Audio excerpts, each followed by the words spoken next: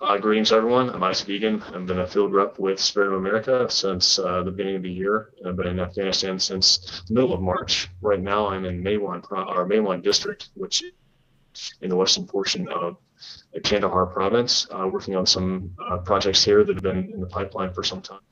Here we're working with the Army, a mix of people from the conventional side as well as the special operations side. So with the metal detectors and the inspection mirrors, tell us how that got started. I have a relationship with the conventional brigade that has had control of the area in central Kandahar province in Zari district, and it's been one of the more contentious areas in the country. And one of the things that they had identified as a serious need were basic supplies for their Afghan police partners. And the biggest of these were metal detectors and search mirrors. Metal detectors for the Afghan police to go out on patrol and be able to detect the IEDs and landmines that were placed in the path, and then search mirrors to properly search vehicles as they pass through the checkpoints that are scattered throughout the district. Both of these efforts are a way to increase security throughout the district and try to catch IED emplacers and users prior to detonation, which hurts either the Afghan security forces or our folks in uniform as well. And how soon are these needed?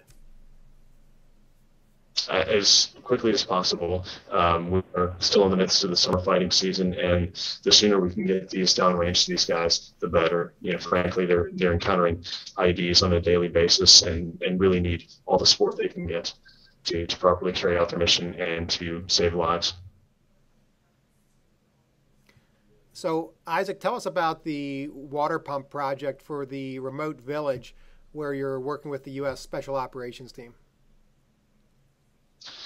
I recently returned from Zabul province, which is a province along the eastern portion of Afghanistan that abuts the Pakistani border. And I was in a very remote village that has a base co-located with it. It's manned by a very small element of U.S. Special Operations Forces.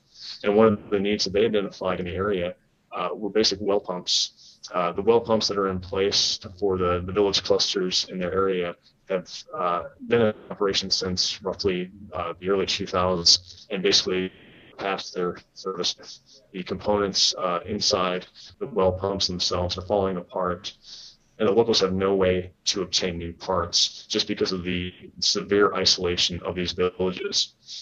So they told me that if we can obtain just some basic well pumps, which are ubiquitous throughout the country, then we can significantly improve their quality of life.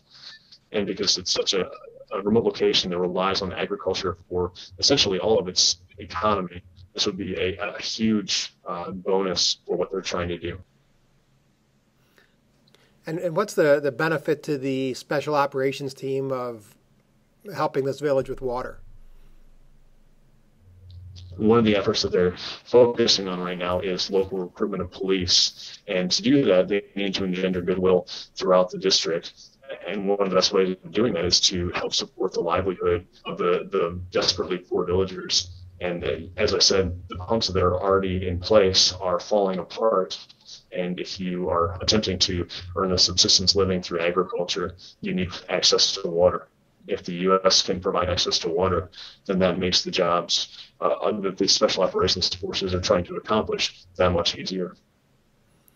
Got it. So you have the vendor where we can get the pumps and the parts identified in Afghanistan, and if we're able to get them to the military, U.S. military in Kandahar, they'll be able to get them out to the base via air transport. That is correct. And air transport is essentially the only way to access this remote area. Got it. Okay, terrific. Thanks very much. That's all for now. Signing off. Absolutely.